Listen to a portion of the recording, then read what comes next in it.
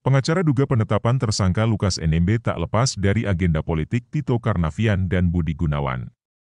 Jakarta, Kompas.com. Kuasa hukum Gubernur Papua Lukas NMB, Stefanus Roy Rening menyebut dugaan korupsi yang menyandung kliennya tidak terlepas dari upaya kriminalisasi yang dilakukan sejumlah elit dan terkait dengan situasi politik di Papua. Mereka antara lain Menteri Dalam Negeri, Mendagri, Tito Karnavian, Kepala Badan Intelijen Negara, BIN, Budi Gunawan, dan mantan Kapolda Papua Paulus Waterpauw.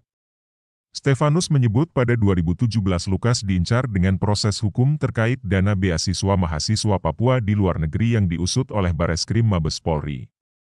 Kasus tersebut sudah naik ke tahap penyidikan.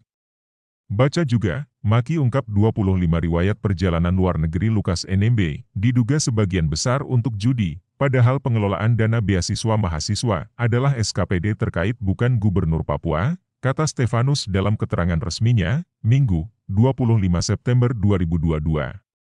Mereka melakukan pertemuan di rumah anggota BIN daerah Papua Brigjen Napoleon.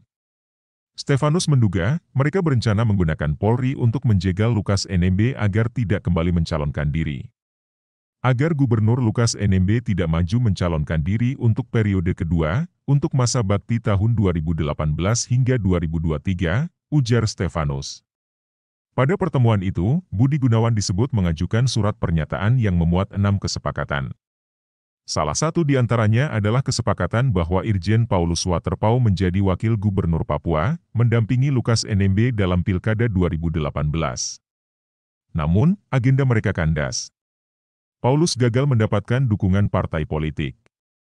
Karena koalisi partai pada waktu itu menginginkan Lukas NMB dan Clementinal melanjutkan kepemimpinan Papua pada periode tahun 2018 hingga 2023, ujarnya. Dihubungi terpisah, Deputi 7 BIN Wawan Hari Purwanto menegaskan bahwa kasus NMB merupakan persoalan hukum yang tidak ada kaitannya dengan persoalan politik. Apalagi masalah ini ditangani oleh KPK, tentu ada bukti permulaan yang cukup. Kita ikuti proses hukumnya, di sanalah nanti kita akan dapat menilai mulai dari alat bukti, keterangan saksi, maupun keterangan ahli hingga vonis dijatuhkan, singkat Wawan. Sebelumnya, KPK menetapkan Gubernur Papua Lukas NMB sebagai tersangka kasus dugaan gratifikasi terkait APBD di Papua. Belakangan, Menteri Koordinator Bidang Politik, Hukum, dan Keamanan, Menko Polhukam, Mahfud MD juga menyebut terdapat kasus lain yang sedang didalami. Kasus tersebut adalah dugaan korupsi pengelolaan dana Pekan Olahraga Nasional, PON, dan pengelolaan dana operasional pimpinan. Terkait dugaan gratifikasi, Stefanus menyebut kasus tersebut merupakan bentuk kriminalisasi. Sebab, uang 1 miliar rupiah yang diterima Lukas merupakan dana pribadinya yang dikirimkan salah satu orang yang dia percaya. Menurut pengakuan Gubernur Lukas NMB kepada tim hukum, dana tersebut adalah dana pribadi Gubernur Lukas NMB sendiri, kata Stefanus. Dapatkan update berita pilihan dan breaking news setiap hari dari Kompas.com.